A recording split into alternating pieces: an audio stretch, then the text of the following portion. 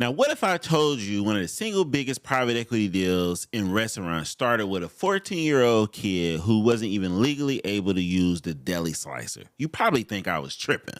But that's the story of Jersey Mike's. Here we go. In this episode, I break down how money really moves in fast food, how Jersey Mike's is heading to Wall Street as a massive private equity deal, while we also explore why Raising Cane's and Chick-fil-A are privately building up their billions, right? You'll hear why the best restaurants aren't the ones you always want to invest in, and how founders, families, and private equity split the check before public ever gets a seat at the table.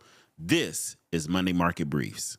Listen, Jersey Mike's got a crazy origin story, right? So we started with a single sub shop out called Mike's Subs, right? So there wasn't Jersey Mike's. They were called Mike's Subs in Point Pleasant, New Jersey in 1956. Then you had a teenager, Peter Cancero, who goes to buy this firm at 17. He started at 14 as a part-time employee. As once he got his senior year, he heard the founder was going to sell the sub sandwich. So he was like, his mom suggested that why don't you go and buy the sub sandwich? Because he went to different banks and all that stuff, they turned him down because he didn't have no money, no credit, no collateral, no nothing. But his high school football coach believed in his story, believed in what he could do, and he also was a banker and was able to lend him the $170-something thousand that he needed to actually fund this deal. All right. Now, when he got into this business in his early days, he was just trying to figure out how things work. He understood the business, understood the economics. He spent a decade on just the one sub shop to understand how to run the sub shop, what's going in, what's coming out, how customers and clients, how he wanted to build culture inside this sub sandwich. 1987, he rebrands it to Jersey Mike's and start franchising the whole concept. He grew it slow and carefully at first, prioritizing quality over maxing out franchise fees. There were some people who franchised his sub shop, Jersey Mike's, and he returned fees because they didn't fit the culture in which he was trying to build. But franchising was the way in which he modeled out the expansion of this deal. We get into the early 2010s, 2019, where we're now looking at a 1,600 plus location, roughly $1.3 billion in system sales, leaning in the franchise, digital ordering, delivery, and a month of given charity push. So this is all the things he's using to grow his brand. The $1.3 billion, every March they give out all sales that Jersey Mike's acquire goes to the charity of that local location. In the early 2020s, now we built the store from 1,600 locations to over 3,000 locations, clearing in roughly $3.3 billion in sales before private equity sniffed their noses in his thing, right? The average store is doing around 1.1 to 1.4 million a year, well above many sub competitors. This guy became the number 2 sub sandwich shop, second to Subway in the nation. Now here we come with Blackstone, coming into the deal in 2024. Blackstone buys a majority stake at an $8 billion valuation. This is including debt, right? The founder, Peter Cancero, keeps a meaningful minority stake and remains the CEO. This is very pivotal. So now Blackstone takes it from, not only did we buy it, but they say, hey, this is a partnership because we're trying to expand Jersey Mike's into several locations for its expansion. And that's what the deal does. The thesis is accelerate the U.S. growth, push internationally, and invest in tech and digital, all throughout the Jersey Mike's shops. So they roll in new leadership, add leverage, and prep for a public market. What Blackstone did was take the experience of those who had already worked in the public companies of these franchise model food restaurants, and they brought them over into Jersey Mike with Peter staying on as the CEO. Now let's break into the deal. 2025, what they did was they did some system sales around $4.2 billion across franchise network. So now we expanded in the U.S. We're opening up more stores in the U.S.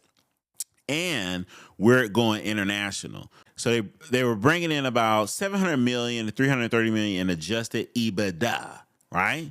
Highly margin, asset light module. Most locations are franchise and not company owned. So this is the franchise model, just like McDonald's, just like Burger King, where independent operators franchise in to expand Jersey Mike's, and that's exactly what they did. 2026, just recently, these guys filed their public offering to go public under the New York Stock Exchange under the ticker JMKE. Target valuation was $12 billion, aiming to raise over $1 billion in the offering. Blackstone plans to remain the majority owner even after the shares list. So now you have to make sure that you watch out for how Blackstone continue to steer this company into the future. With this company going public, what this does is that it buys out some of the initial investors from Blackstone to get a return on their investment, in addition to the CEO, who also has a minority stake in there. And now they get to go public with the public dollars coming in to be able to seize some of that debt and continue to grow this franchise. As long as they keep the culture and the food consistent, when we get it Mike's way, with the public will get it Mike's way in this investment deal. So as an investor, like, what you want to kind of think about is, what is the actual business model that we're investing? Now that this thing has gone public, right? Now that we're out on the forefront, what are they actually doing that breaks down the revenue for you to get in as an investor? These are the things that you want to keep top of mind. What are you really betting on, right? Are you betting on that they're going to be adding more stores a year? Are they keeping the average unit cost higher, eventually becoming a 10,000 unit global brand? Like, what are we thinking about, right? Without killing the quality and culture that got them there, right? So everything is Mike's way in Jersey Mike's. That's the culture in which they built. And so we have to make sure that we expand this story without them breaking the culture into which they have built with Blackstone and them going public. This is probably one of the hugest IPOs from a food franchise this year.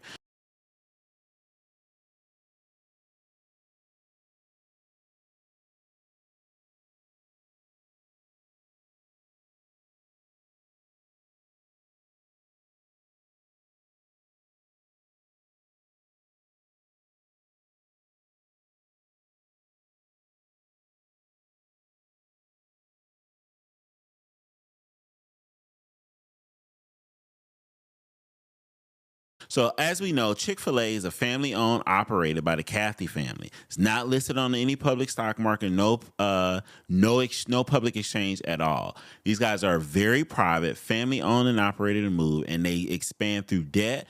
And they have a franchise model, which is a unique operator model, allowing people to get into Chick-fil-A at low cost, at about $10,000, versus you having to have 500 to 700,000 liquid assets to get into a McDonald's. But the way they do it is the corporation owns the land and the restaurant. The franchisee are really just the owner operator with low capital to get in.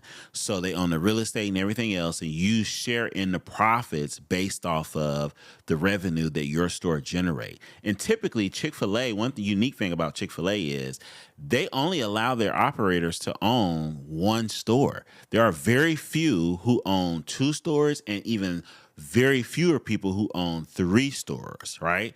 And so, but each one of these stores is making millions a year. So the operator's coming out on top, Chick-fil-A's coming out on top, and they're sticking to their moat of the chickens that they sell and their variety of their chicken menu, not being open on Sundays, and keeping that culture in that company growing.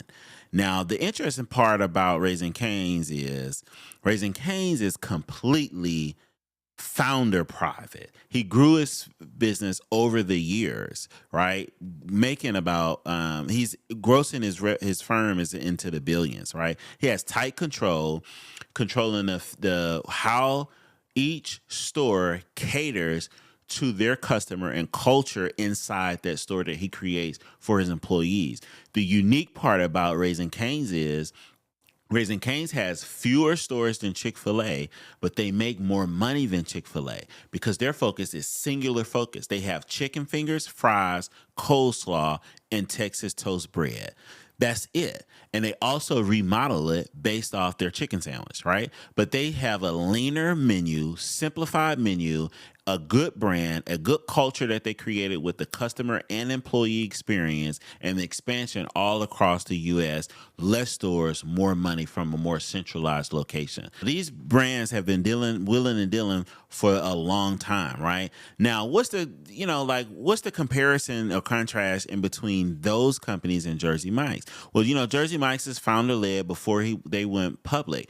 That's just one example of a small shop being able to grow over the years. There's over 50 years of growth in Jersey Mike's before they decided to partner with the private equity firm after they were already making billions, of which the private equity firm promised them that they'll be able to partner with them to help them grow and expand, not only in the U.S., but internationally, and will take it public for an exit while the founders stay as CEO, get a cash out, and then he's continue to get equity part of the play as they're going public, with Blackstone being able to control the company while they're staying public. Huge thing.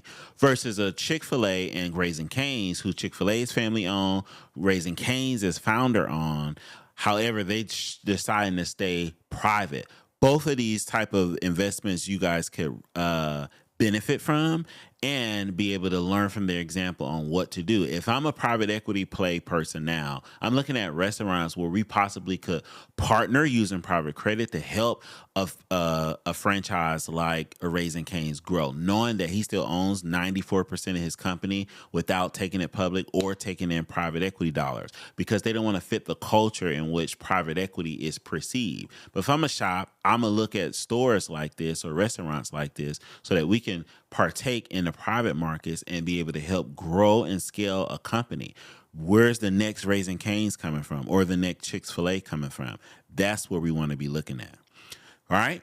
All right, so guys, as we wrap this up, man, fast food is the best business that you can eat at, and not always have the best opportunities you can invest in directly, because we see what it's like to stay private and how you can take a small private shop and go big. And we also seen what it's like to take that small shop, go big, and hit a home run with a valuation going public for the public to be able to take advantage of that thing.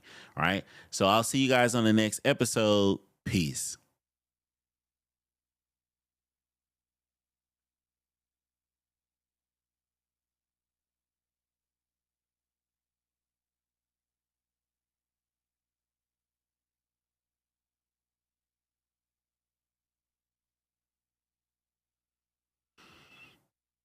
All right, on that last episode, in the beginning, I did a retake. So just make sure you guys edit and clean that up as best you can. Hopefully, you guys can see it.